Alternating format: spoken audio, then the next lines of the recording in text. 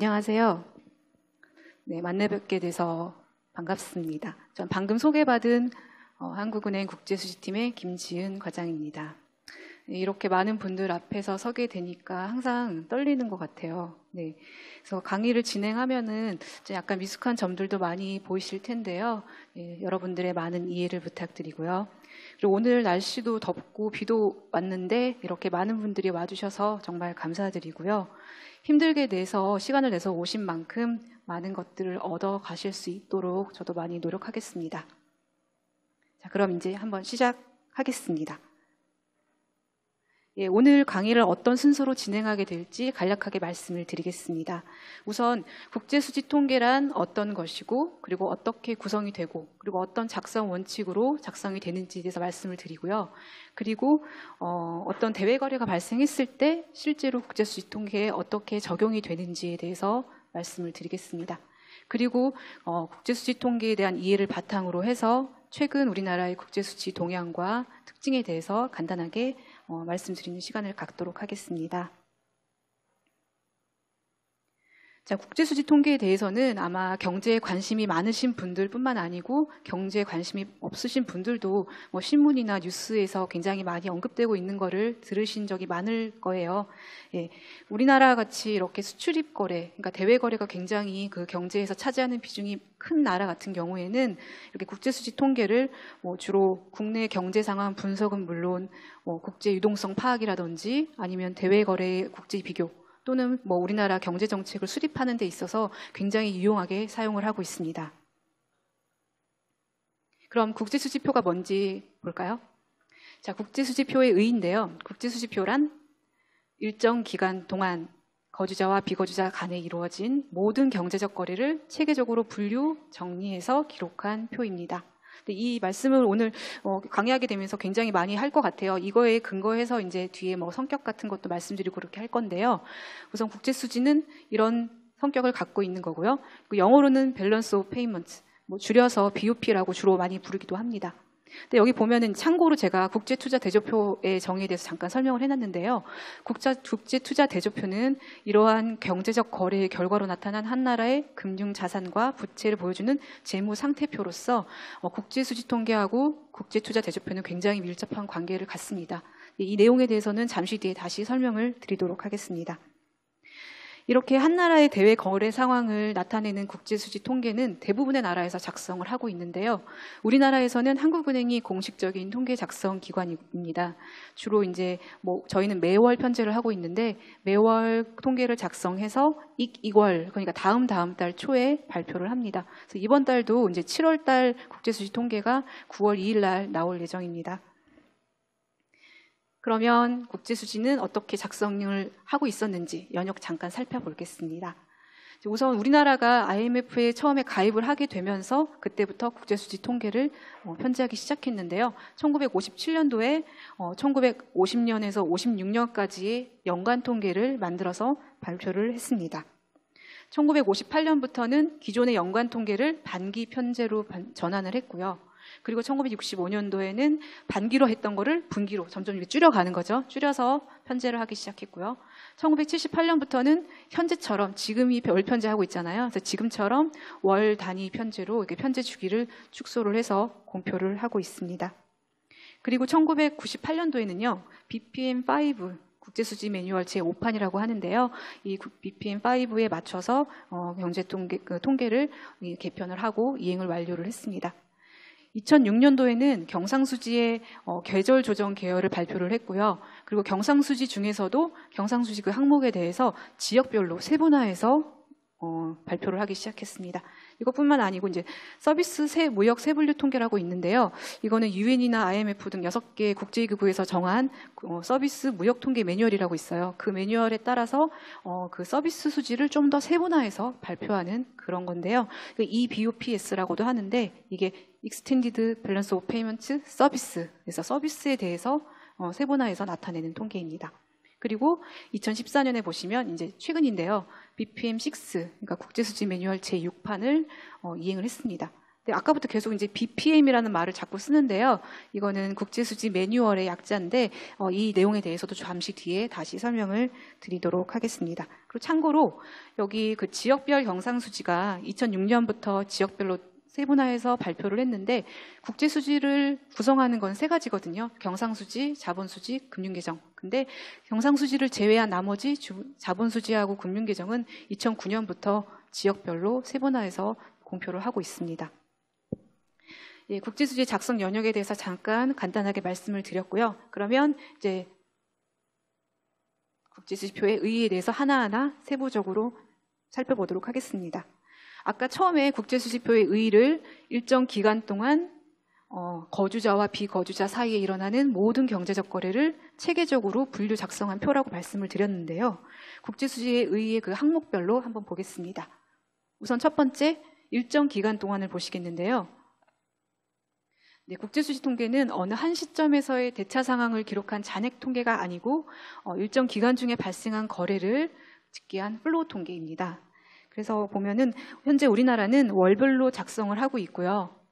근데 다른 나라들을 보면 어떨까요? 다른 나라들은 일본과 독일, 프랑스 같은 나라들은 우리나라처럼 월별로 작성을 하고 있고요. 영국, 미국, 캐나다, 싱가포르 같은 나라들은 분기로 작성을 해서 공표를 하고 있습니다. 두 번째, 이게 좀 중요한 개념일 수도 있겠는데요. 국제수지표는 거주자와 비거주자 간의 거래만을 계상을 합니다. 예를 들어 뭐 거주자 사이에 일어나는 거래라든지 아니면 비거주자 사이에 일어나는 거래는 국제수지 통계의 계상 대상이 아닙니다. 그래서 저희는 거주자와 비거주자만의 관계만을 보기 때문에 이 거주자와 비거주자가 뭐냐 하는 그 개념이 굉장히 중요하다고 할 수 있겠는데요. 우선 국제수지에서의 거주성의 개념은 어디에 사는지 아니면 국적이 어느 나라인지 이런 걸 나타내는 뭐 지리적이거나 법률적인 개념이 아닙니다. 어떤 개념이냐면요. 그 거래 당사자의 주된 경제적 이익의 중심이 어디에 있느냐를 기준으로 해서 구분을 하고 있습니다. 통상적으로 이제 1년을 기준으로 구별을 하는데요. 1년 이상 거주자가 1년 이상 어떤 다른 나라의 경제 활동을 하거나 또는 할 의도가 있을 경우 그런 경우는 비거주자로 구분을 합니다. 만약에 1년이 아니고 1년 미만으로 다른 나라에서 일하거나 하는 경우는 그냥 그대로 본국의 거주자로 이렇게 보고 있습니다. 그래서 예를 들면요.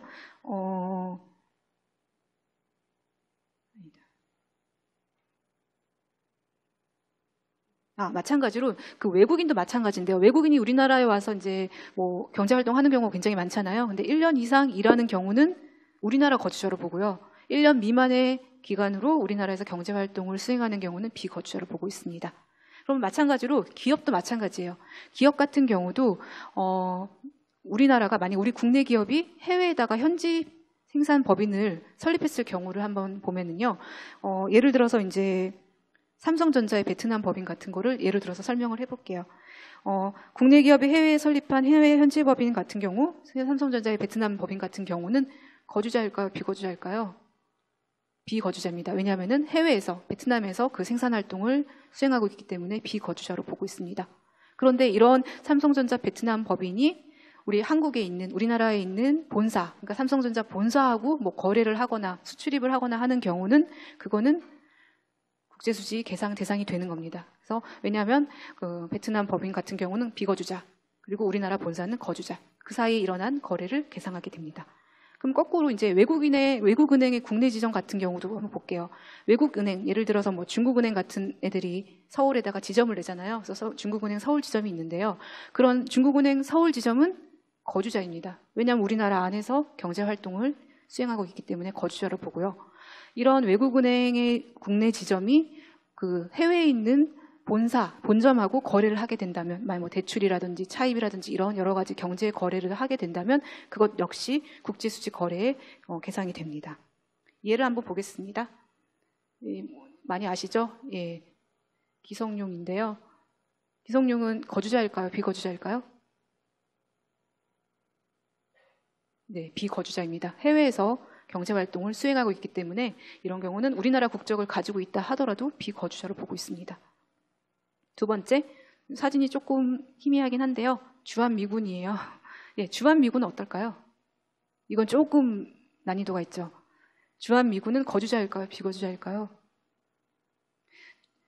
네, 저희 거주자 아까 말씀드린 1년 이상의 조건에 예외적인 조항이 있어요. 뭐냐면요, 외국 정부의 대사관이라든지 영사관, 군사시설 같은 경우는 취해복권 지역으로 간주가 되기 때문에 거기 뭐 예를 들면 이런 주한미군, 우리나라에서 주둔하는 미군 내지는 뭐 대사관 사람들은 우리나라에 있다 하더라도 그 소재 경제권 사람이 아니고 본국의 거주자로 간주를 합니다. 그래서 이 미군 같은 경우는 비거주자예요. 미국 사람, 미국 거주자로, 그러니까 우리나라 입장에서는 비거주자로 보고 있습니다. 세 번째, 유학생인데요. 사진이 좀 그렇죠? 네, 해외 유학 가는 사람들. 그런 사람들은 해외에 있으니까 거주자일까요? 비거주자일까요? 이것도 좀 헷갈리는 건데요. 예, 유학생의 경우도 이제 예외적인 경우에 해당을 하는데요. 1년 이상 해외에서 어떤 공부하고 있거나 유학생활을 하고 있더라도 그 본국의 경제권에 있는 걸로 파악을 하고 있기 때문에 거주자로 보고 있습니다.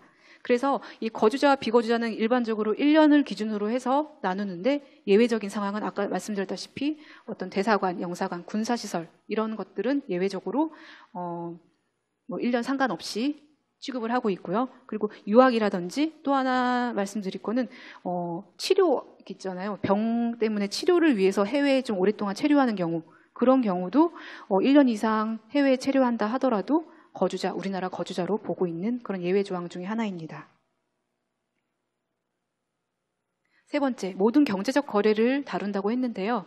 거주자와 비거주자 사이에 일어나는 어떤 그러니까 어떤 교환 거래뿐만 아니고 뭐 대외 원조라든지 뭐 구호 물품 그런 걸 준다든지 이런 것 같이 대가 없이 이루어지는 이전 거래도 모두 포함을 하고 있습니다. 그리고 다음으로 네 번째로 체계적으로 분류, 정리했다고 하는데요. 이 체계적으로라는 게 결국은 복식부기 원칙에 따라서 그리고 국제수지 매뉴얼에 의해서 기록했다는 것을 의미하고 있습니다. 그래서 아까부터 계속 이제 국제수지 매뉴얼에 대해서 BPM이라고 계속 제가 이제 언급을 했잖아요. 이거 잠깐 그럼 살펴보고 가겠습니다. 우리가 국제수지 통계를 만들 때는요, 그냥 뭐 각 나라의 사정에 맞춰서 알아서 하는 게 아니고 국제적으로 통일된 기준에 의해서 굉장히 체계적이고 일관적이게 작성을 하게끔 되어 있는데요. 그 공통된 기준에 해당하는 것이 바로 국제수지 매뉴얼입니다. 이 국제수지 매뉴얼은 IMF가 발간을 했고요. 1948년도에 제일 처음으로 발간한 책입니다. 그래서 여기에서는요, 국제수지 통계의 포괄 범위라든지 분류, 평가에 대해서 어떤 기준을 정해놓은 그런 기준책이라고 할 수 있습니다. 1948년도에 처음으로 발간이 됐는데요. 뭐 그때 상황에서는 그 상황에 최선인 내용들을 담았겠죠. 근데 그 뒤로 이제 대외 경제가 굉장히 많이 변화를 하면서 그런 변화들을 반영을 하면서 5차례 개정이 되었습니다. 근데 그 중에서 제일 최근에 개정된 것이 바로 2010년 1월 달에 나온 국제수지 매뉴얼 제6판 BPM6라고 하는데요.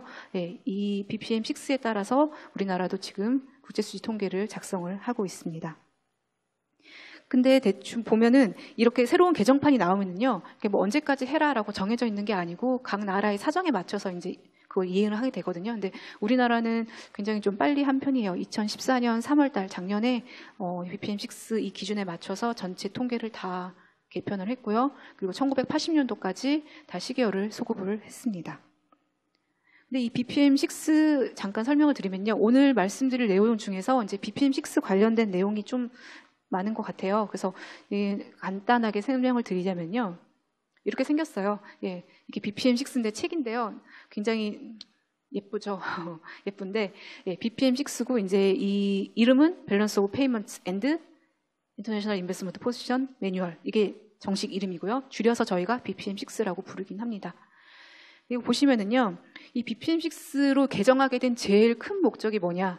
그러면은 그게 이제 해외 생산이 요즘에 확대되잖아요. 그리고 뭐 금융 상품이 굉장히 많이 막 쏟아지고 있고 이런 대외 경제 상황을 동시에 반영하고요.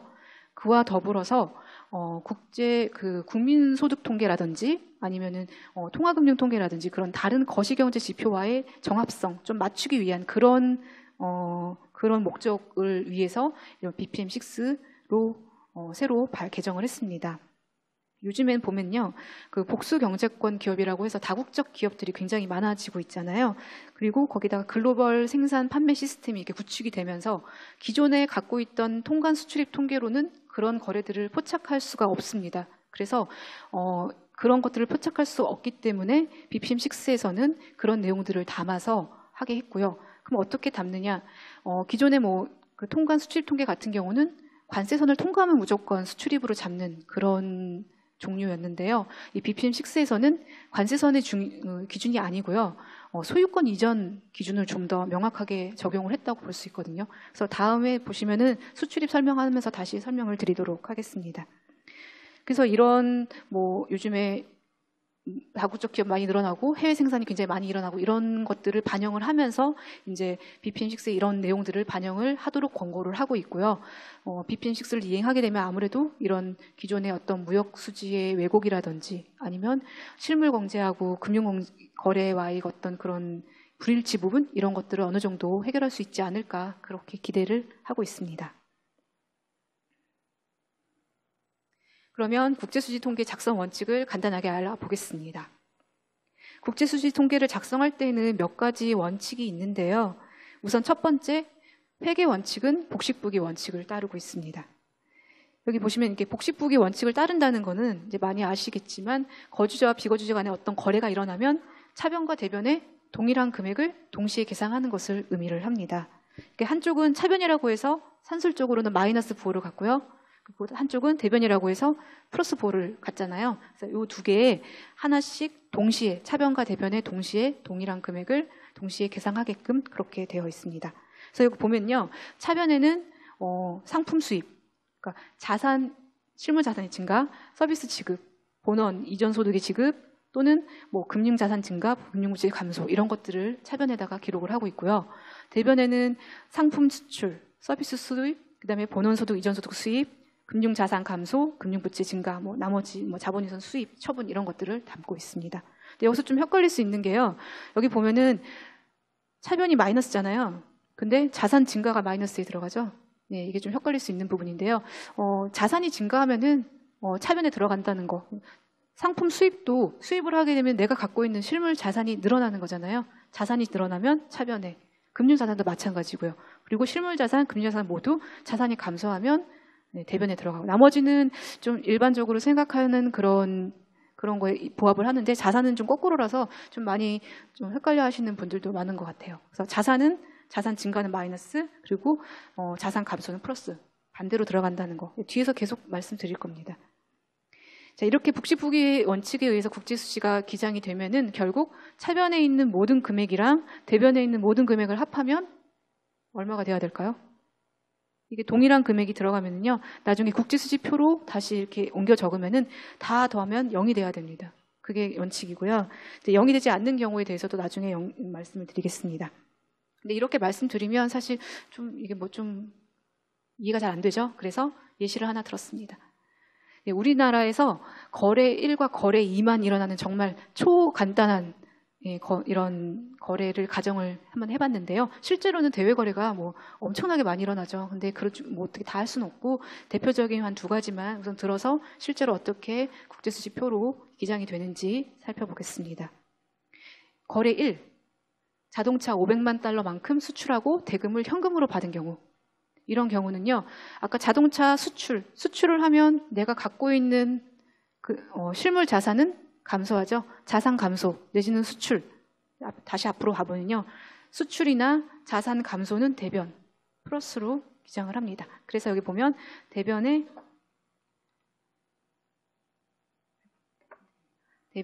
여기 상품 수출 500만 달러 이렇게 기장이 되고요.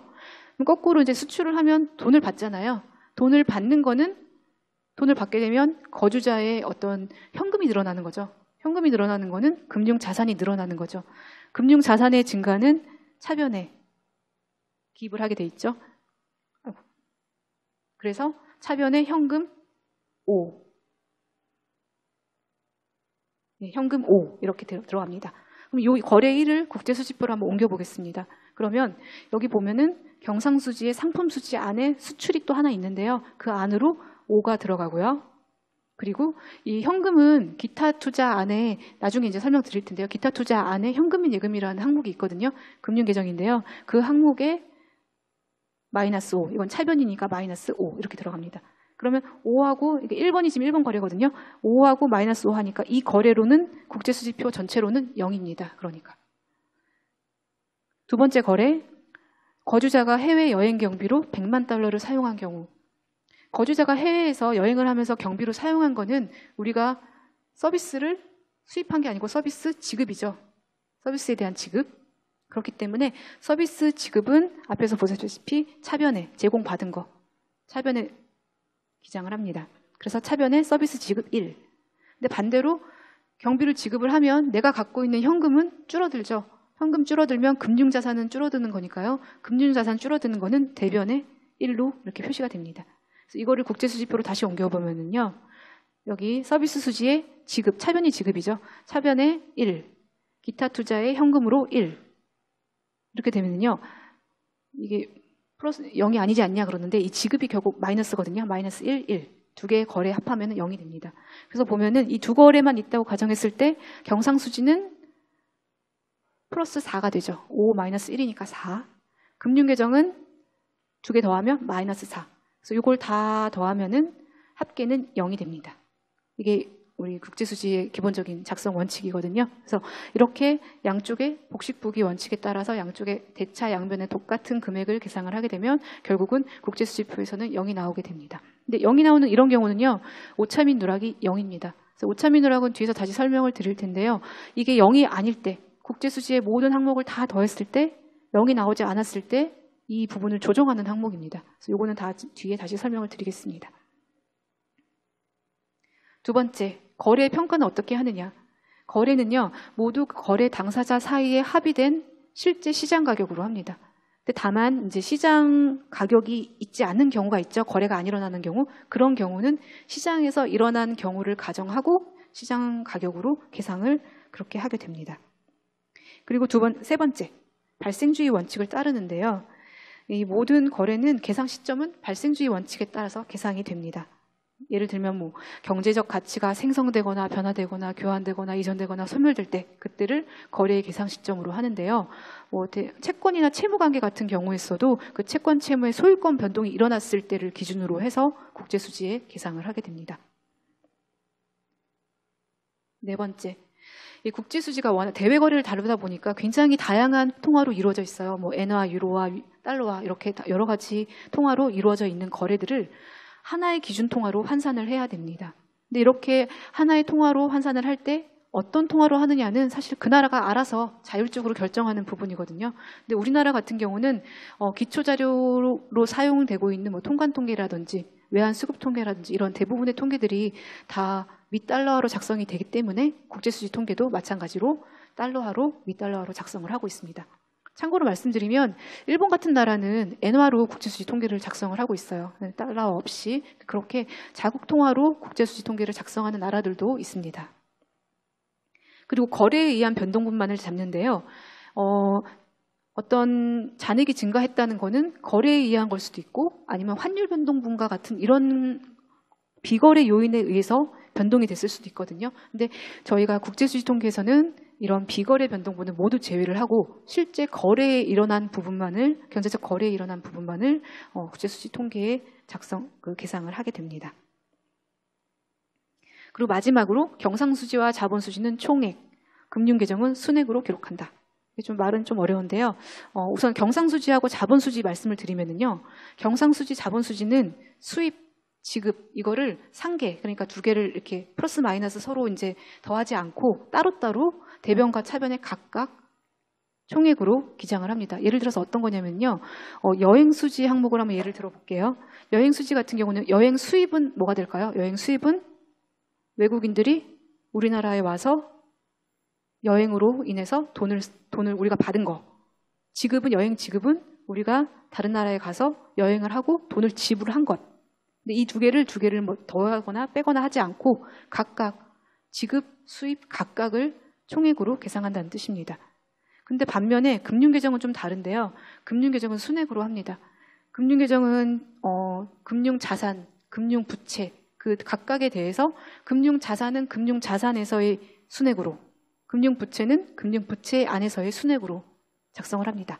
그러니까 금융자산 같은 경우는 금융자산 증가액에서 금융자산 감소액을 뺀 금융자산 순증가액 그걸 여기다 계상을 하고요.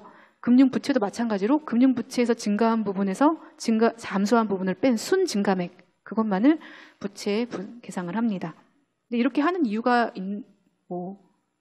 왜냐면요, 금융계정 같은 경우는 실제로 얼마가 더 투자가 됐고 회수가 됐고 그걸 정확하게 나누기가 굉장히 기초자료상 어렵습니다.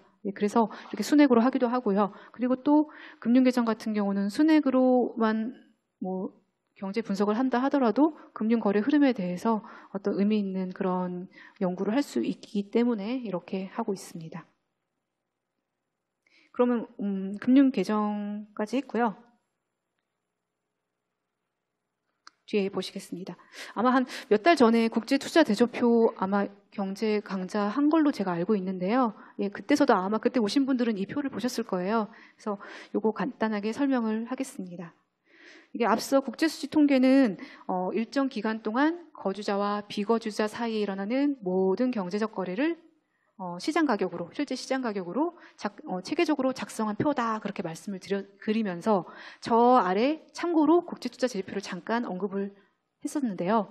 국제투자대조표는 그러한 경제적 거래 결과 발생하는 금융자산과 부채의 어떤 대차 상황표, 재무 상황표다, 그렇게 말씀을 드렸습니다.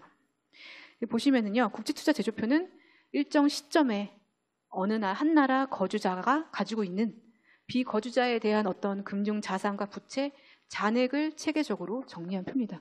좀 국제수지하고 비슷하죠. 비슷한데 약간 몇 개의 단어만 좀 다른데 비슷한 면이 있습니다. 그래서 보시면은요, 국제투자대조표는 사실 국제수지 통계에서의 금융계정하고 굉장히 밀접한 관계를 가지고 있습니다. 그래서 국제투자대조표는 국제수지 통계의 금융계정하고 기본 체계나 포괄범위 같은 것들이 일치하고 있는데요. 다시 말해서 국제투자대조표는 잔액표, 그다음에 국제수지 통계는 거래를 나타내는 거래표라고 말씀을 드릴 수 있습니다. 근데 말로 하면 조금 어려우니까 이제 그림 보시면 조금 이해하기가 좀 쉬우실 것 같아요. 자, 여기 보시면은 국제투자대조표 가로 있는 부분을 볼게요. 국제투자대조표가 이 가로에 있는 이 부분인데요. 기초 잔액과 기말 잔액으로 이루어져 있고요. 그 사이에 그 변동분이 바로 이 증감 내역입니다. 그 증감 내역 중에서도 거래 요인이라고 되어 있는 부분, 그러니까 거래에 의해서 발생한 부분은 바로 국제수지표에서의 금융계정입니다. 그러면은 이 기초잔액과 기말잔액 사이에 그 증감분 중에서 거래 요인을 뺀 나머지 비거래 요인은 바로 뭘까요? 그게 바로 가격 변동, 환율 변동, 기타 변동 이렇게 나누어서 분석을 하고 있습니다. 그래서 보면은요, 예를 들어서 설명을 드릴게요. 예를 들면은 외국인이 우리나라 주식을 보유하고 있는 경우가 있어요. 많죠. 근데 보유하고 있는데 어떤 일정 기간 중에 추가적으로 매도하거나 매수한 거래가 없어요. 없는데 만약에 주식의 가격이 상승하게 되면은 이 기말 잔액이 어떻게 될까요? 올라가겠죠. 주식 가격 샀던 그 기초잔액분에 비해서 기말 잔액이 상승하게 되는데요. 그런 경우는 거래 요인은 없지만 비거래 요인에 의해서 잔액이 증가하는 경우입니다. 그 비거래 요인 중에서도 이제 주식 가격의 상승에 따라서 잔액 변동이 일어났으니까 그것은 가격 변동에 해당한다고 볼 수 있습니다. 이런 식으로 이제 나누어서 분석을 하기도 하는데요. 보통 보시면은 이제 국제투자대조표 안에서도 거래 요인은 국제수지표의 금융계정하고 똑같다라고 보시면 되겠습니다. 이런 점에서 국제수지 통계하고 국제투자대조표는 굉장히 밀접한 관계를 가지고 있는데요. 전혀 다른 통계가 아니고 국제수지표는 어떤 플로우, 그 거래를 나타내는 거고요. 그리고 국제투자대조표는 잔액, 그러니까 포지션을 나타내는 그런 통계를 나타내고 있고요. 그리고 앞에서 보시면은 BPM6 그 영문명에 어떻게 돼 있나요? Balance of Payment and International Investment Position 매뉴얼. 결국 매뉴얼도 같이 쓰고 있거든요. 동시에 IMF에서 발간을 해서 국제수지, 국제투자대조표를 다 작성하게끔 그렇게 하고 있습니다. 그러면 국제수지표 구성에 대해서 간단하게 알아보겠습니다. 국제수지표는 경상수지, 자본수지, 금융계정, 그리고 오차미 누락 크게 이렇게 4가지로 이루어져 있는데요. 경상수지는 상품수지, 서비스, 본원소득, 이전소득수지 이렇게 4개로 다시 나누어지고요. 자본수지는 여긴 보이지 않지만 2가지로 나눠지는데 자본이전 그리고 비생산 비금융자산 이렇게 2가지로 나눠집니다. 그리고 금융계정은 5개. 직접 투자, 증권 투자, 파생금융상품, 기타 투자, 준비자산 이렇게 5개의 항목으로 나뉘어집니다. 그리고 맨 마지막에 오차 및 누락 항목을 설정을 하고 있습니다. 그러면은 경상수지 볼게요. 경상수지는 국제수지표 하면 사실 금융계정이나 뭐 자본수지 아시는 분들 거의 없을 거예요. 대부분 국제수지 하면 경상수지 떠오를 만큼 굉장히 국제수지표에서는 가장 중요하게 관찰되는 항목입니다. 그래서 이 사실 상품수지, 서비스, 본원, 이전소득수지 이렇게 4가지로 나뉘어지는데요. 우선 제일 관심도 많고 제일 뭐라 그러죠? 등치도 제일 큰 부분을 차지하는 상품수지에 대해서 말씀을 드릴게요. 상품수지는 직관적으로 다 아시다시피 수출입을 기록을 하는 항목입니다. 근데 수출입을 어떻게 기록을 하냐면요. 본선 인도 가격 기준으로 기록을 하는 그런 항목입니다. 이제 국제수지표에서는 우선 요거 설명 잠깐 드릴게요. 거주자가 어떻게 수출을 할 때 운임료라든지 보험료가 발생할 수가 있죠. 근데 그런 운임료와 보험료 같은 것들을 누가 부담을 하느냐에 따라서 여러 가지 가격 조건이 있습니다. 그중에서 가장 대표적인 게 FOB 그리고 CIF 2가지입니다. FOB는요, 프리온보드 본선 인도 가격 기준이에요. 이는 뭐냐면요, 수출자가 이 그림으로 잠깐 보실게요. 수출자가 원가가 3,000이고 이익이 300이고 뭐 운송이 100이고 통관 하역까지 해서 여기까지 해서 3,450원. 그러니까 이 관세선에서의 가격이 3,450원. 그러니까 FOB라는 건 결국 수출자의 관세선에서의 가격, 그거를 FOB 가격이라고 합니다. 이에 반면에 CIF, 이거는 운임보험료 포함 가격이라고 하는데요. CIF 가격은 이 거주자가 수출할 때 수출 관세선뿐만 아니고 수입할 때까지의 운임료하고 보험료까지를 여기까지를 다 수출업자가 부담하는 조건입니다. 그러니까 이 그림에서는 보시면은 FOB 조건으로 보시면 3,450원이 되고요. CIF 기준으로 보시면 3,450원에 173과 7원을 더한 3,630원이 CIF 가격이 되는 겁니다. 그래서 이 운임보험료를 어느 쪽이 부담을 하느냐에 따라서 이렇게 2가지로 나뉘어집니다. 그런데 상품수지, 그러니까 광상수지에서는 이 가격을 수출이건 수입이건 모두 FOB 기준으로 계상을 합니다. 근데 이제 참고적으로 우리나라에서 수출입을 나타내는 통계가 대표적으로 2가지가 있는데요. 하나가 국제수지에 있는 경상수지가 있고요. 2번째가 통관수출입 통계에 있는 무역수지가 있습니다. 근데 그 2개는 기준이 완전 달라요. 우리는 그러니까 국제수지는 둘 다 FOB 기준으로 기록을 하지만 통관수출입 통계는 수출은 FOB, 동일하죠. 수출은 둘 다 FOB, 하지만 수입은 CIF 가격. 그래서 국제수지는 FOB, 수입은 통관 통계는 CIF 가격. 그래서 이 2가지가 굉장히 큰 차이를 보이고 있습니다. 그래서 통관 통계하고 국제수지하고 좀 차이가 사실 많이 일어났는데요. 그 내용에 대해서는 조금 뒤에 다시 설명을 드릴게요. 예, 여기가 조금 어려운 부분이긴 한데요. 여기 설명하고 잠깐 쉬는 시간 갖도록 하겠습니다. 자, 우리 국제수지 통관 통계하고 잠깐 설명을 드리면요. 통관 통계는 관세선을 지나면 무조건 수출입으로 계상이 됩니다. 그런데 국제수지 통계는 조금 다른데요. 관세선을 통과했다 하더라도 다 계상이 되는 게 아니고요. 그중에서도 실제로 소유권 변동이 일어난 것만 계상이 됩니다. 그러니까 아까 맨 처음에 저희가 작성 원칙 말씀드릴 때 국제수지 통계는 발생주의 원칙으로 계상을 한다라고 말씀을 드렸잖아요. 그 발생주의라는 게 결국은 소유권, 그 상품에 대한 소유권이 바뀌었을 때 그때만 국제수지 통계로 계상이 된다는 말씀을 드린 거거든요. 그래서 보면은 국제수지 통계는 관세선을 통과하더라도 그 소유권, 그러니까 주인이 바뀌지 않은 거는 국제수지 통계에 잡히지 않습니다. 예를 들어서 이제 뭐 견본 물품 같은 거 있는데요. 견본 물품 같은 경우는 관세선은 통과하죠. 우리나라에 들어오기도 하고 나가기도 하고 그렇지만 실제 소유권은 원 소유자가 그대로 갖고 있는 거예요. 근데 그런 경우는 국제수지 통계의 계상 대상이 아닌 겁니다. 그리고 2번째 또 차이가 뭐냐면요. 그러니까 관세선을 통과하지 않더라도 소유권 변동이 일어나는 경우가 있어요. 가공무역이나 중개무역이 이제 거기에 들어가는데요. 우리나라에 들어오거나 우리나라에서 나간 적은 없어요. 하지만 그 상품의 주인은 우리나라가 가지고 있다가 뭐 비거주자한테 팔기도 하고 아니면 사기도 하고 그런 거래가 일어나기도 하거든요.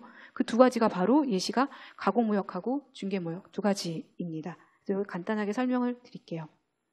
이 가공무역은요, 좀 이 말 보면 좀 어려우시죠? 제가 봐도 좀 이해가 안 될 때가 처음에 좀 이해가 안 됐는데, 인가공유 지급을 기준으로, 조건으로 국내 기업이 해외 가공업체에게 재료를 주고 가공을 해달라라고 요청을 한 거예요.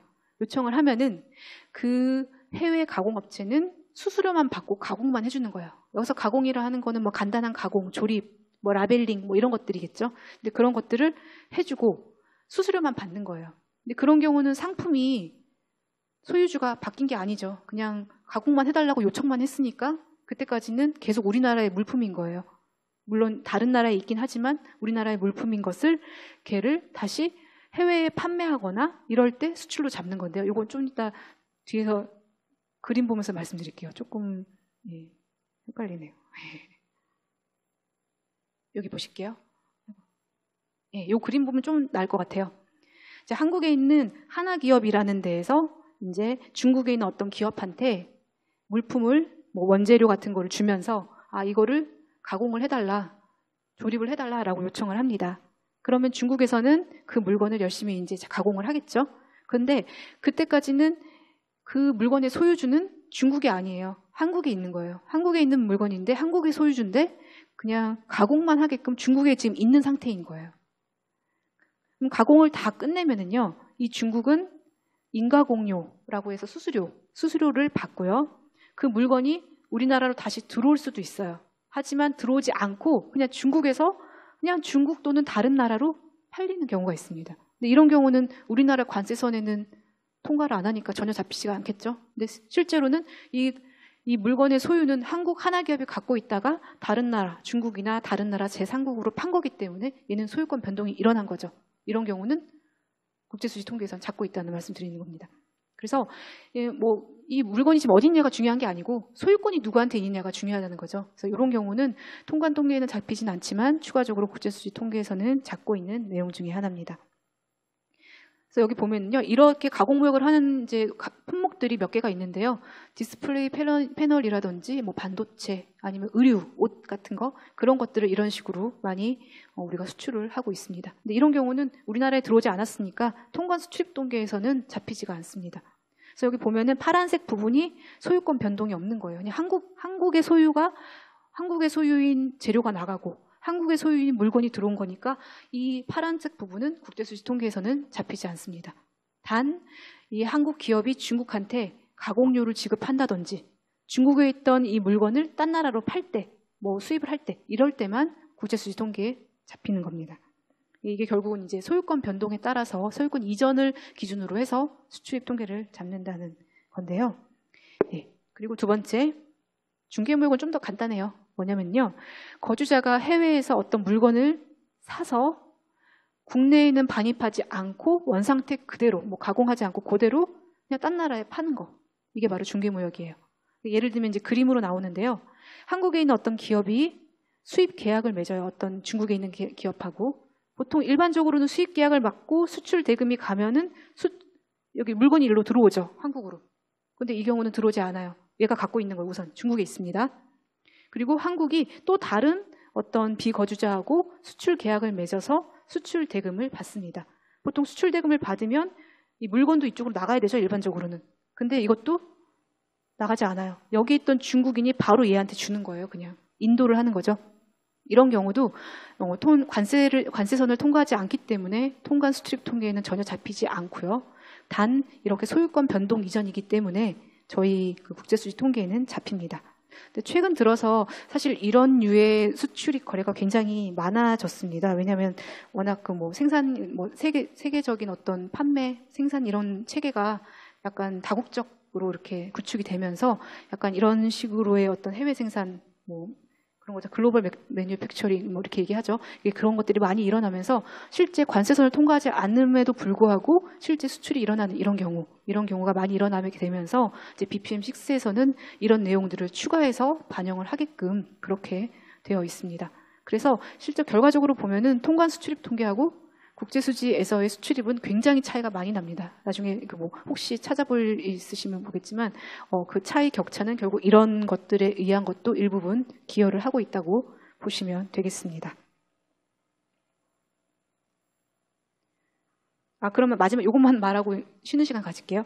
그러면은 가공무역이라든지 아니면 이런 중개무역 같은 경우는 이렇게 국제수지에 계상이 되는데, 그러면은 약간 의문점을 가질 수도 있어요.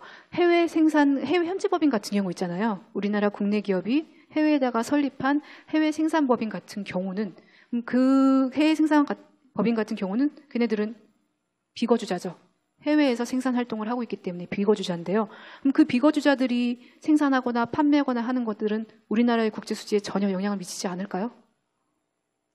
근데 사실 비거주자니까 삼성전자 베트남 현지 법인에서 물건 만들어서 딴 나라 중국이라든지 딴 나라에 팔면은 걔는 비거주자 간의 거래이기 때문에 국제수지에서는 계상이 안 됩니다.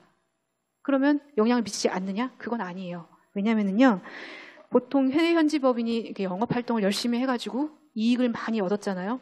이익을 많이 얻으면은 보통 이렇게 지분을 갖고 있는 직접 투자 기업, 예를 들면 우리나라 본사 이런 데다가 배당을 많이 해주잖아요. 그 배당을 하게 될 때 그 배당은 비거주자와 거주자 사이에 일어나는 거래이기 때문에 국제수지 통계 안에서 잡힙니다. 근데 그 내용은 본원소득수지 안에 직접 투자 소득수지 안에서도 일반 배당 이런 식으로 잡히는, 일반 배당이라든지 투자 수익 이렇게 두 가지로 잡히는데요. 이렇게 해외에서 이렇게 생산 활동을 하고 있는 해외 현지법인 같은 경우에서도 그 거래 내역이 우리나라 국제수지에서도 잡힌다는 점이 약간 기억할 만한 내용인 것 같습니다. 자, 아까 통관 수출입 통계하고 국제수지에서의 수출입이 좀 차이가 난다고 말씀을 드렸는데요. 이런 내용들이 차이가 납니다. 우선 둘 통계 사이에는 서로 이제 수출입을 바라보는 어떤 기준이 다르기 때문에 차이가 나는데, 이렇게 세 가지로 우선 나누어 볼 수가 있습니다. 포괄 범위, 가격 평가, 계상 시점에 대한 기준이 각각 다르다고 할 수가 있겠는데요. 우선 포괄 범위 보시면은 아까 계속 말씀을 드렸었는데, 상품 수지, 그러니까 BOP, 국제수지에서의 상품 수지는 소유권 변동이 일어나는 것만 계상이 됩니다. 그런데 통관 수출입 통계에서의 무역 수지는 소유권 변동하고 상관없이 관세선을 통과하는 경우, 그런 재화들을 모두 그 통계에 담고 있습니다. 두 번째, 가격 평가 부분인데요. 이것도 아까 말씀드린 건데, 수출은 둘 다 FOB 기준, 본선 인도 가격 기준이고요. 하지만 수입은 차이가 있는데요. 수입은 국제수지에서는 FOB 기준, 하지만 무역수지에서는 CIP 기준, 이렇게 두 가지로 두 개가 다릅니다. 그러면은 이것 아까 앞에서 그림을 잠깐 보시면은요, 이런 그림 보여드렸잖아요. 여기서 보면은 수출업자가 3,450원에 수출을 하고 수입업자가 3,450원에 수입을 했잖아요. FOB 기준으로 한다면. 그러면 중간에 이 화물 운임하고 화물 보험료는 어떻게 될까요? 통관 수출입 통계에서는 이것도 수입 가격에 포함이 되는 거예요. 하지만 국제수지에서는 이 가운데 가격이 없죠, 지금. 수출, 수입 둘 다 잡지 않으니까. 그런 경우는 어떻게 되느냐? 그거는 바로 서비스 수지 안으로 들어갑니다. 그러니까 수출입이 아닌 서비스 수지, 그 다음 항목 있죠? 경상 수지, 그 다음 서비스 수지 있잖아요. 그 서비스 수지 안으로 들어가게 됩니다. 그래서 경상 수지에서는 그 항목이 빠지지만 결국은 국제 수지 전체에서 봤을 때는 서로 이제 약간 상쇄되는 그런 효과를 가지고 있습니다. 그리고 마지막으로 계상 시점에 의한 차이가 좀 큰데요. 상품 수지는 소유권 변동 시점에 계상을 하고, 그리고 통관 통계는 수출입 신고 수리 시점에 계상을 하죠. 근데 보통 일반적으로는 이 두 개가 거의 비슷한 시기에 일어나요. 근데 하나 예외가 있는데요. 선박 수출 같은 경우는 예외입니다. 이 선박이 약간 특이한데요. 이 선박은 수주에서 다 만들어서 이제 인도할 때까지가 보통 2, 3년의 시간이 걸리거든요. 그래서 2, 3년의 시간이 걸리는데, 근데 돈은, 그러니까 수출 대금 있잖아요. 선박 수출 대금은 한꺼번에 2, 3년 뒤에 받는 게 아니고 중간중간에 받게 돼 있어요. 예를 들면 계약할 때 몇 프로, 그다음에 중간중간 공정별로 몇 프로 다 만들어서 인도할 때 나머지 금액, 이런 식으로 이제 쪼개서 나가게 되거든요.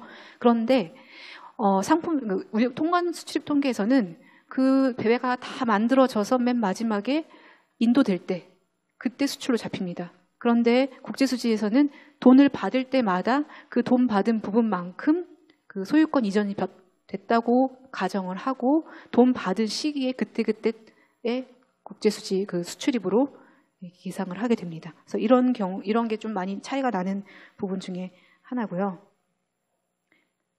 그럼 서비스 수지 잠깐 볼게요.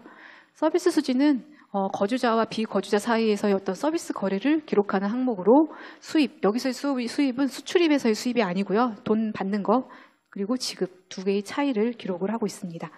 사실 이렇게 12개로 이루어져 있어요. 굉장히 많죠. 이렇게 많은데 그중에서 좀 크다거나 아니면 약간 좀 관심이 많은 항목들 몇 개만 말씀을 드릴게요. 가공 서비스. 이건 아까 가공 무역 할 때 그때 가공 수수료를 준다고 했잖아요. 그 항목을 여기다가 계상을 하는 겁니다. 예를 들면 뭐 가공, 조립, 포장, 그다음에 라벨 붙이는 거 이런 것들에 대한 서비스 대가를 주거나 아니면 서비스 대가를 받거나 그런 거래들을 계상을 하는 겁니다. 두 번째 운송은요. 그냥 말 그대로 거주자와 비거주자 사이에서 어떤 선박, 항공 이런 운송수단 관련된 이런 서비스, 운송 거래를 다 계상을 하고 있습니다. 여행은요. 어떤 여행자가 다른 경제권을 방문하는 동안에 취득한 재화 서비스. 근데 이거는요. 뭐 본인이 사용할 목적으로 되지만 선물 주는 목적으로도 산 거 있잖아요. 그런 것까지도 다 포괄을 하고 있습니다. 그래서 뭐 숙박, 음식 먹는 거 아니면 뭐 선물 구입한 거 이런 것들이 전부 다 여기에 들어갑니다. 그리고 이런 관광 목적뿐만 아니고 거주자가 뭐 해외에 나가서 유학생활을 한다든지 하는 것들 있잖아요. 그런 유학 비용 그런 것들도 모두 여행 수지에 기록이 되고 있습니다. 건설은 뭐 건설, 다리, 도로, 댐 만드는 거 이런 것들 관련된 거고요. 지식재산권 사용료가 요건 조금 요즘 좀 관심이 많은 것 중에 하나인데요.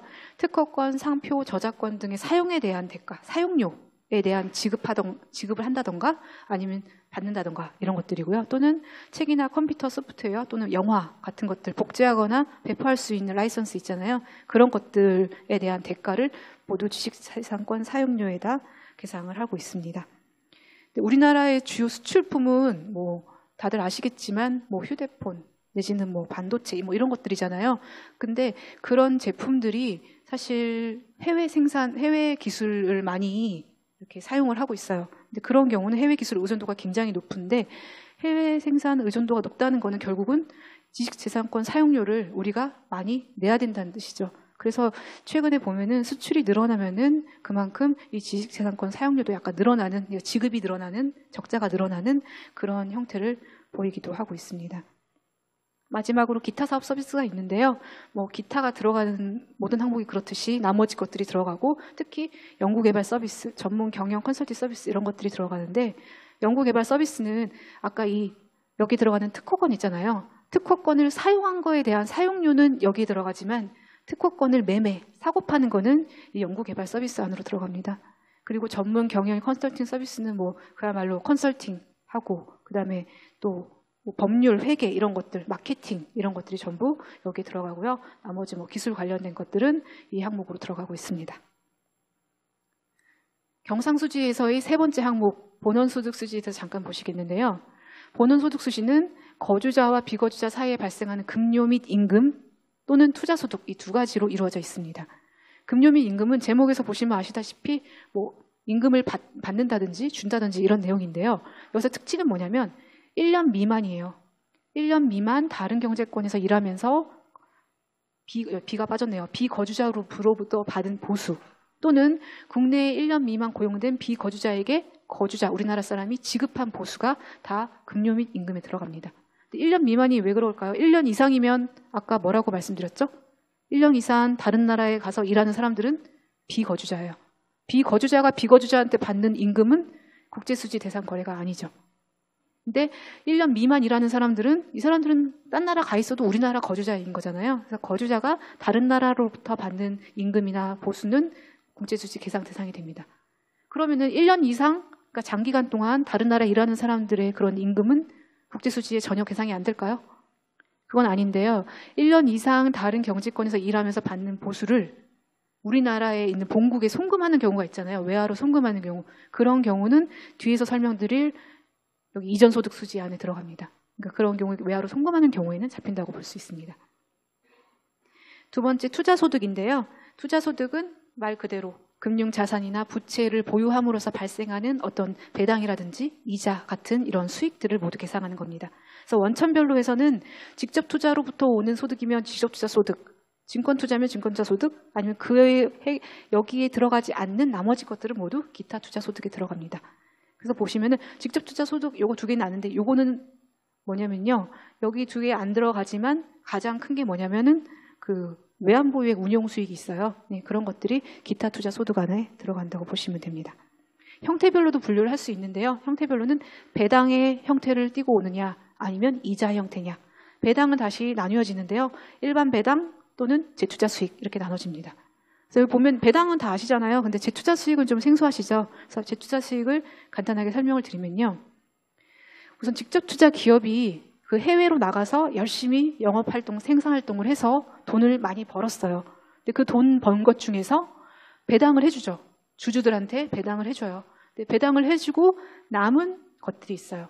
배당을 사실 뭐 이익의 100% 다 배당을 하지는 않으니까 그 중에 어느 정도는 뭐 향후의 어떤 영업활동을 위해서 사내에 유보하는 그런 돈이 있겠죠.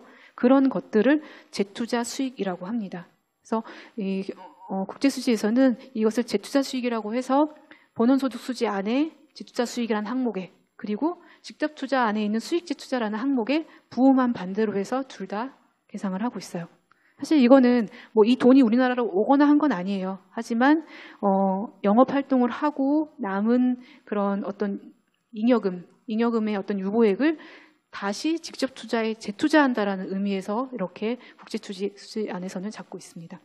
그래서 보시면은 거주자가 해외 직접 투자를 하면서 이제 남은 이익 잉여가 수익 재투자가 10억 달러 발생을 했다면 금융계정 안에는 마이너스 10억 달러, 경상수지 안에는 플러스 10억 달러 이렇게 둘 다 아까 왜 대차를 맞춘다고 말씀드렸잖아요. 그렇게 약 두 개의 대차를 맞춰서 작성을 합니다. 사실 이거는 쉬운 내용은 아닌데요. 그냥 이런 것도 있다라고 알려주시면 되겠습니다. 이전소득수지, 경상수지의 마지막 항목인데요. 거주자와 비거주자 사이에 대가 없이 이루어진 이전 거래인데요.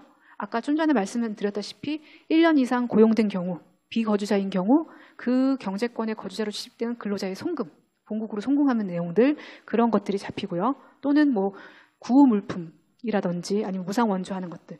또 하나는 국제기금에 출연하는 출연금 이런 것들이 이전소득 수지로 잡히고 있습니다. 그럼 자본수지는 간단하게 넘어갈게요. 왜냐하면 얘는 2014년 중에 한 마이너스 900만 달러 왔다 갔다 하는 굉장히 좀 사실 900만 달러면 큰 거지만 국제수지 전체로서는 큰 건 아니거든요. 그래서 굉장히 미미한 걸 차지하는 항목이어서 간단하게 설명할게요. 자본 이전하고 비생산, 비금융 자산 두 개나 나눠지는데요. 자본 이전은 자산 이전의 어떤 무상 이전 내지는 채무 면제, 뭐 상속 이런 것들이 들어가고요. 그다음에 비생산 비금융 자산은 아까 말씀드렸던 상표권, 저작권들 같은 거 있잖아요. 상표권 같은 것들을 사용한 거에 대한 대가를 지급하는 거는 지식재산권 수지예요. 아까 말씀드렸던. 그런데 그런 상표권을 매매하는 것, 사고 파는 거는 이 비생산 비금융 자산 안에 들어가고 있습니다. 사실 크진 않아서 뭐 그렇게 관심 많은 항목은 사실 아닙니다. 그러면 금융계정 보실게요. 금융계정은 정부, 중앙은행, 금융기관, 민간 기업 등 모든 거주자의 대외 금융자산과 부채를 모두 항목을 거래 변동을 기록한 항목입니다. 그래서 5가지로 나눠지는데요. 직접 투자, 증권 투자, 파생, 기타 투자, 준비자산 이렇게 5개로 나뉘어집니다. 이 금융계정의 특징은 거주자의 입장에서 자산인지 부채인지를 판단을 하는데요. 뭐 예를 들면은 이건 좀 이따 말씀드릴게요. 그래서 이게 이제 금융계정의 일반적인 내용이 쫙 정리된 건데요. 이렇게 이루어져 있습니다. 그런데 그 금융계정 중에서도 부채성 증권, 증권투자, 부채성 증권이 채권이에요. 네, 채권이라든지 아니면 기타 투자 안에서의 무역신용, 대출 차입 같은 것들은 만기를 기준으로 해서 장단기로 나눠서 발표를 하고 있습니다. 그리고 또 하나 특징은요. 금융계정 중에서도 증권투자, 파생, 기타 투자 부분은 부문 분류를 하고 있는데요. 자산은 보유주체, 그러니까 투자 주체별로 하고 있고요. 부채는 발행 주체별로 하고 있습니다. 이게 좀 말이 어려운데요. 예를 들어서 설명을 드리면은요. 만약에 외국인이 우리나라에 뭐 3년짜리 국고채에 투자를 했다. 그런 경우는 여기서 뭐가 들어갈까요? 이제 증권일 것 같죠? 네. 국고채니까 채권, 부채성 증권 안에 들어가요. 3년 만기면 아까 1년 이상이면 장기로 본다고 했잖아요. 이 부채성 증권 안에서도 장기. 근데 부문별로 봤을 때는 이 방금 말씀드린 거는 외국인이 우리나라 자산에 투자한 거기 때문에 자산이 아니고 부채죠. 부채는 발행 주체별로 부문별로 한다 그랬잖아요. 근데 국고채는 누가 발행을 하나요? 정부가 발행하죠. 그래서 정부, 일반 정부 안으로 들어갑니다. 그래서 여러분들이 뭐 이렇게 데이터를 검색하시거나 그럴 때는 그런 식으로 찾아서 필요한 것만 체크하셔가지고 에코스에서 다운받아서 사용하시면 될 것 같습니다. 근데 여기서 보면 말이 좀 어려운데 중앙은행은 그냥 한국은행이고요. 일반 정부는 뭐라 그러죠? 지방 자치단체도 들어가고 연기금도 여기에 들어갑니다. 그리고 예금 취급기관은 뭐 은행 내지는 뭐 외국은행 국내 지점도 여기 다 들어가고 저축기관들 여기 들어가고요. 기타 부분은 다시 이렇게 기타 금융기관과 비금융 기업 등 이렇게 두 가지로 쪼개지는데요. 기타 금융기관은 뭐 증권사라든지 아니면은 뭐 선물 내지는 뭐 보험사 이런 애들이 다 여기 들어가고요. 비금융 기업은 여기 들어가지 않는 그냥 일반 민간 기업들 내지는 개인, 공기업 이런 단체들이 여기 들어간다고 보시면 되겠습니다. 우선 첫 번째 직접 투자인데요. 직접 투자는 직접 투자 관계에 있는 투자자와 투자기업 사이의 주식, 수익 재투자, 채무상품. 채무상품에는 이제 뭐 대출한다든지 차입한다든지 아니면 뭐 이런 무역신용 어떤 외상거래 같은 것들을 모두 직접 투자 항목 안에 계상을 하도록 되어 있습니다. 아까 그 앞에서 본원소득수지에서 재투자 수익이라고 말씀드렸잖아요. 여기서 나오는 수익 재투자가 그 재투자 수익하고 동일한 겁니다. 예. 기업에 배당되지 않은 그런 영업잉여 중에서 직접 투자가의 어떤 지분율만큼 그 몫을 말하는 거고요. 그래서 직접 투자에는 근데 보통 직접 투자라고 하는 거는요.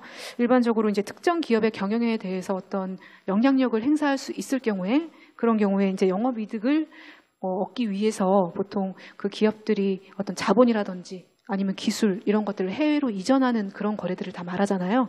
그래서 이 형태별로 보시면은 주식, 수익 재투자, 세무상품 이렇게 세 가지가 들어가는데 주식뿐만 아니고 한번 직접 투자 관계가 이루어지면 이게 그 후속적으로 이루어지는 그런 대차 거래들 있죠. 뭐 대출 차입 이런 것들까지도 모두 포괄을 해서 보고 있습니다. 근데 직접 투자에는 이제 두 가지, 뭐 여러 가지가 있는데요. 우선 투자 기업에 대해서 10% 이상의 의결권을 보유하는 경우 이거를 1차적 직접 투자 관계라고 해서 10% 룰이라고도 하는데 10%가 넘는 투자인 경우에는 1차적 직접 투자 관계라고 합니다. 그리고 연쇄 투자, 연쇄 출자는 이제 뭐라죠? 중간에 이제 연쇄적으로 출자를 하면서 간접적인 그런 직접 투자를 하는 그런 경우를 말하고요. 세 번째는 모기업은 공유하고 있지만 어떤 이 기업들 간에는 아무런 관계가 없는 경우 그런 것들을 이제 포괄적 직접 투자라고 해서 그런 관계들까지도 전부 직접 투자 안에 범주 안에 넣고 있습니다. 그리고 이게 직접 투자도 이제 거주자의 입장에서 자산과 부채로 나뉘어지거든요. 근데 자산은 우리나라 거주자가 해외에 있는 기업에 직접 투자했을 경우 반대로 부채는 외국인들이 우리나라 기업에 대해서 직접 투자했을 경우 그거를 부채로 보고 있습니다. 증권 투자는요. 거주자와 비거주자 간의 사이에 일어나는 주식이나 채권 거래를 계상을 하는데요. 직접 투자에서도 사실 주식이나 채권 거래가 있잖아요. 직접 투자나 준비자산에 해당하는 거래는 그 각 항목으로 가고 나머지 거래만이 여기 증권 투자 안으로 들어옵니다. 증권 투자도 보면 투자 형태별로 주식과 부채성 증권, 채권으로 이렇게 나뉘어지고요. 그리고 거주자 입장에서 마찬가지로 자산과 부채를 나뉘는데 자산은 우리나라 거주자가 해외의 어떤 그런 주식이나 채권을 매매하는 경우, 사거나 파는 경우, 거꾸로 부채는 외국인이 우리나라에 있는 주식이나 채권을 사거나 파는 경우 그렇게 나눠질 수 있습니다. 예를 들면은 우리나라 사람들이 이제 우리나라 거주자가 해외 펀드를 들었어요. 그거는 자산으로 들어가고요. 거꾸로 외국인들이 우리나라에 있는 뭐 삼성전자 주식이나 현대자동차 주식을 샀을 경우 그거는 비거주자가 산 거니까 부채로 들어가게 됩니다. 세 번째는 파생금융상품인데요. 파생금융상품 거래로 실현된 손익과 옵션 프리미엄의 지급과 수치를 기록한다고 되어 있습니다. 근데 자산과 부채를 나뉘는 게 여타 다른 항목과는 좀 차이가 있어요. 다른 항목들은 거주자의 입장에서 자산과 부채를 판별을 하는데 파생은 그게 아니고요. 파생금융상품은 자산은 파생금융상품 거래를 함으로써 실현된 이익과 더하기 그다음에 옵션을 매입할 때 프리미엄 지급한 분 그 두 개를 합해서 자산으로 보고 있고요. 부채는 파생금융 상품을 통해서 실현된 손실 또는 옵션 매도에 따라서 프리미엄을 받은 것, 그렇게 두 개를 합해가지고 통계를 내고 있습니다.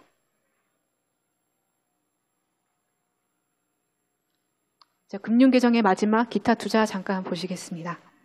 기타 투자는요, 앞에서 말씀드린 직접 투자, 증권 투자, 파생, 맨 마지막에 있는 준비자산이 또 있는데 그 준비자산에 들어가지도 않는 나머지 애들을 다 기타 투자에 넣고 있다고 보시면 됩니다. 그래서 뭐 대출 차입이라든지 무역신용은 수출입으로 발생하는 어떤 외상거래 그런 것들을 말하는 거거든요. 외상으로 수출하거나 수입했을 때 발생하는 것들, 그리고 현금 및 예금, 뭐 현금 예치하는 거 그런 것들이고요. 기타 자산, 기타 부채, 기타 지분, 특별인출권 이렇게 분류가 되고 있습니다. 기타 지분은 뭐 국제기구 출자금 같은 것들이 들어가고요. 기타 자산 부채는 여기 기타 투자 안에서도 여기 안에도 안 들어가는 나머지 기타 아이들은 기타 자산, 기타 부채에 들어간다고 보시면 되겠습니다. 네, 금융계정의 마지막 준비자산인데요. 준비자산은 이제 외환보유액이라고도 하죠. 외환보유액은 여러분들이 많이 아시고 있는 것처럼 통화당국이 어떤 외환시장 안정이라든지 대외 신인도 유지 이런 것들을 위해서 언제든지 사용할 수 있고 통제도 할 수 있는 외화 표시 대외 자산을 말하는데요. 네, 이거에 대한 정의는 국제수지에서의 준비자산과 동일합니다. 단 차이가 있는데요. 차이가 뭐냐면 외환보유액의 증가액 중에서 다 쓰는 게 아니고 그 중에서도 거래에 의해서 변동되는 부분만을 국제수지에서는 준비자산으로 잡고 있습니다.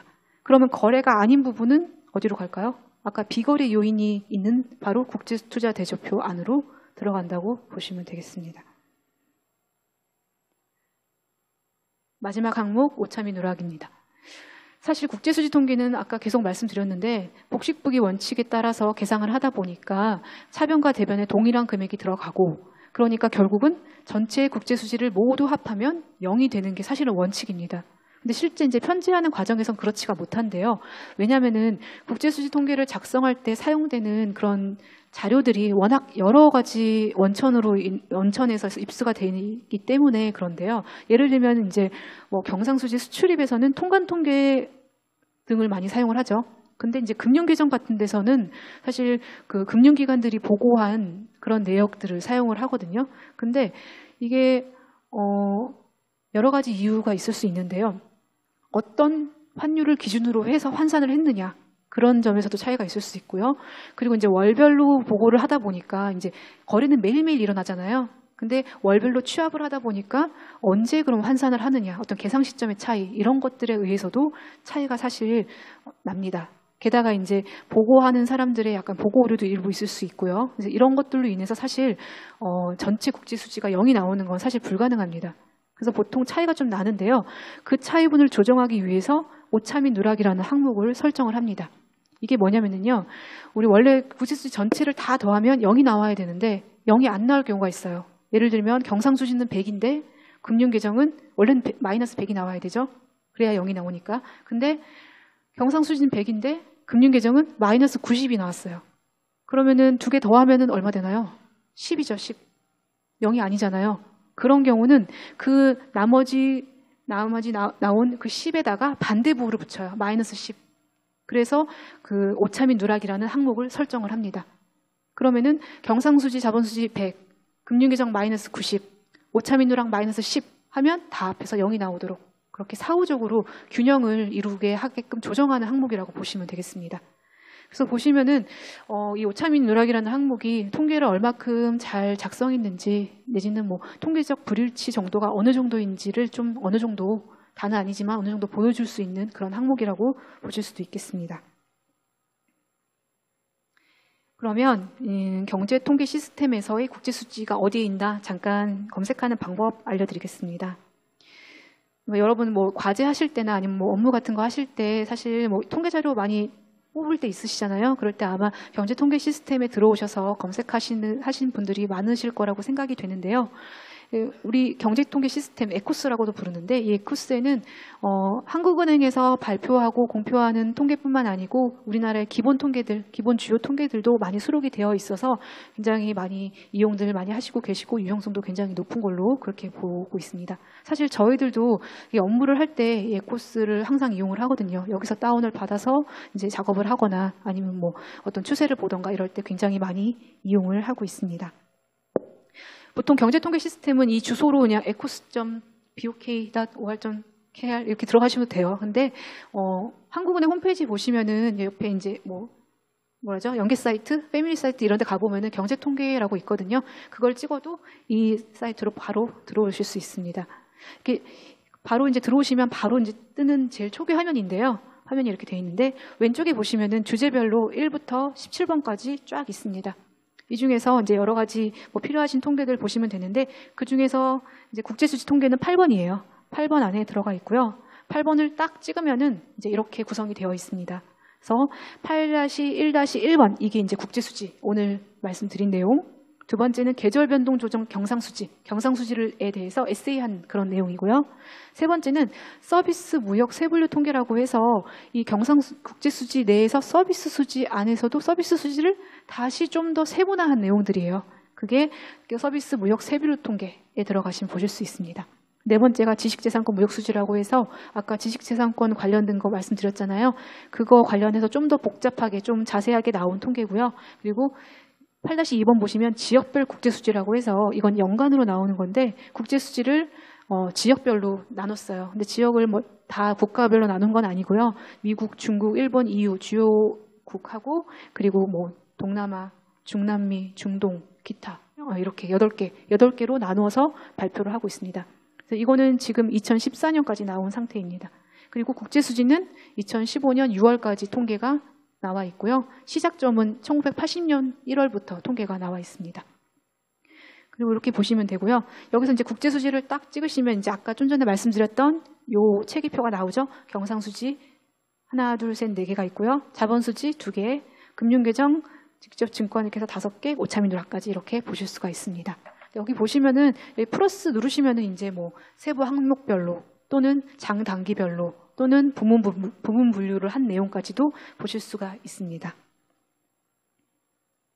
이거는 많이 이용하실 때 참고하시면 되겠고요. 그러면 이제 이때까지 내용을 바탕으로 해서 국제수지 최근 동향하고 특징을 잠깐 말씀드리고 마치도록 하겠습니다. 이 그림 보시면은요, 이 그림이 이제 경상수지 추이를 나타낸 건데요. 저희 통계가 1980년 이후부터 있거든요. 1980년부터 최근까지 그림을 그려봤습니다. 그래서 경상수지가 이제 파란색 라인이고요. 이제 그 구성 내역이 색깔별로 나와 있습니다.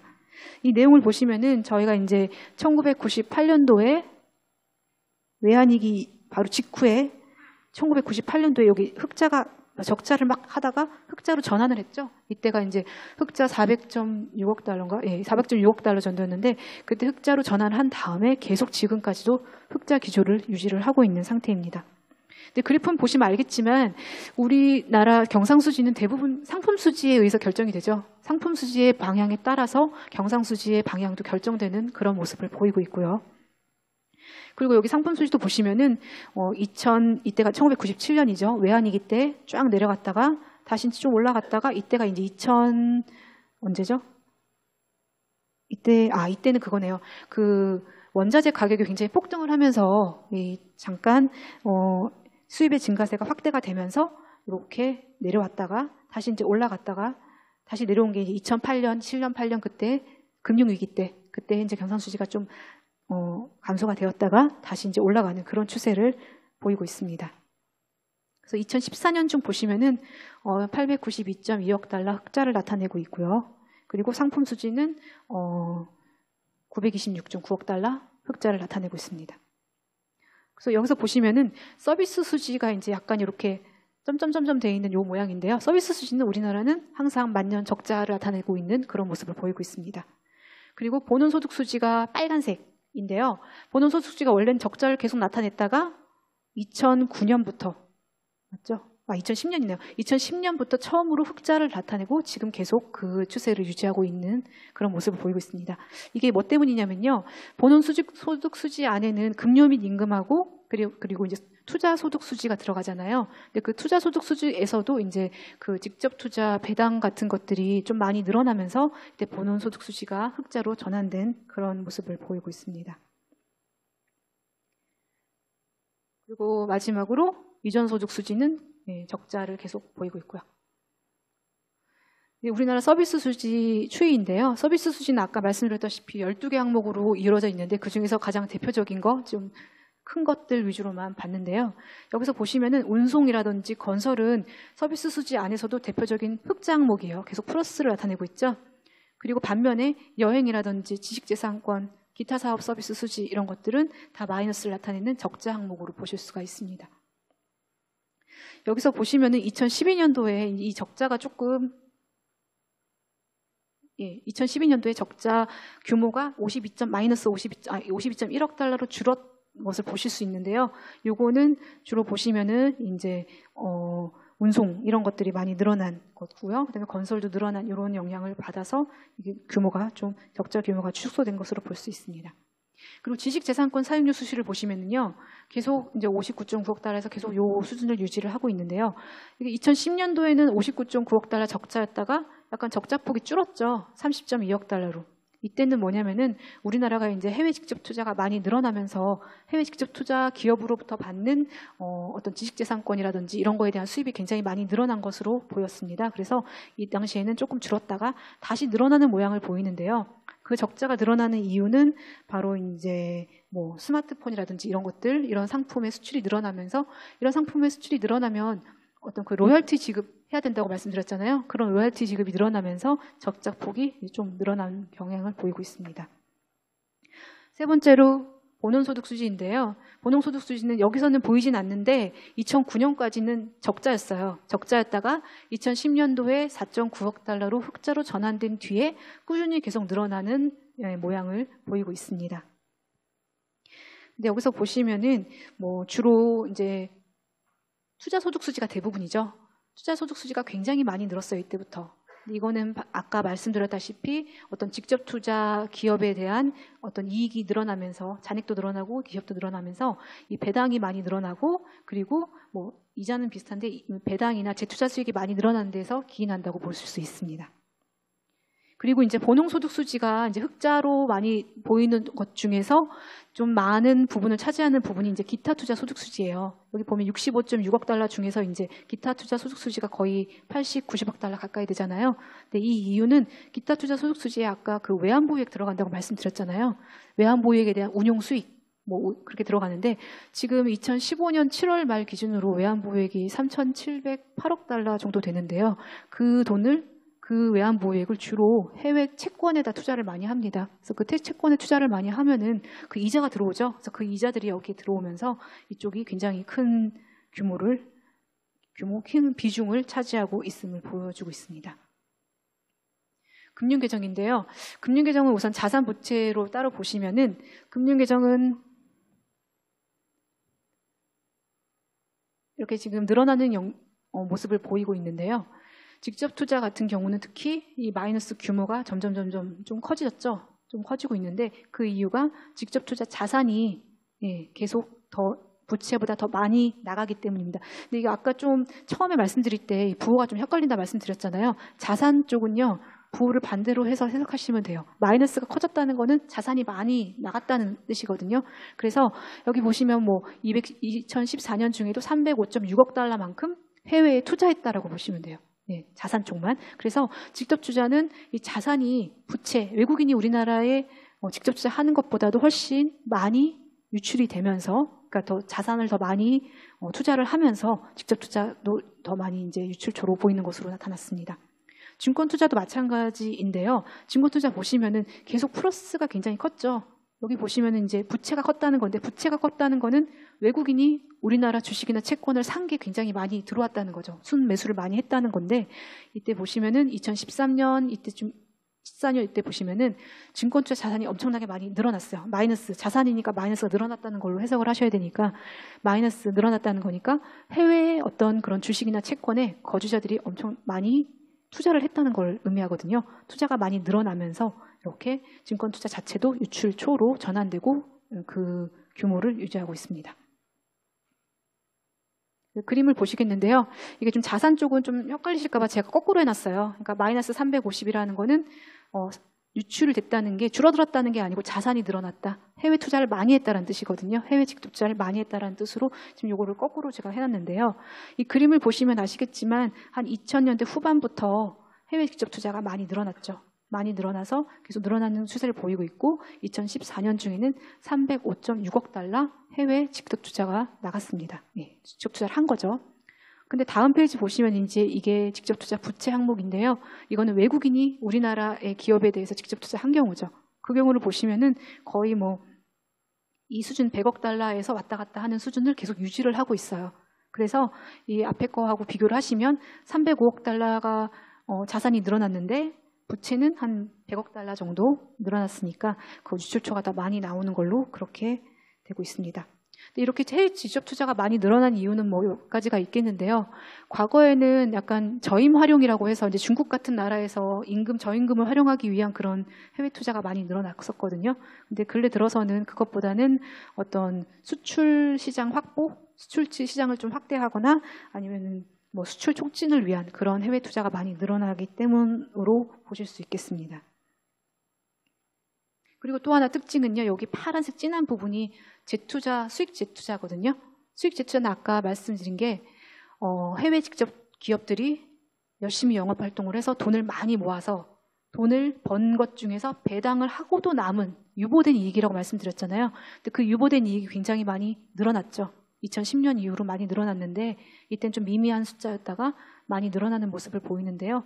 이것도 역시 이제 직접 투자 잔액이 해외 직접 투자 잔액이 외국인 직접 투자 잔액보다 월등히 더 많아진 데다가 거기다가 이제 해외 직접 투자 기업들이 영업 활동을 굉장히 잘 하면서 이익을 많이 내게 되면서 이런 영향을 보인 것으로 보이고 있습니다. 증권 투자 자산인데요. 이것도 이제 부호를 반대로 해놨어요. 마이너스가 됐다는 거는 해외 투자를 많이 했다는 뜻으로 해석을 하시면 되겠습니다.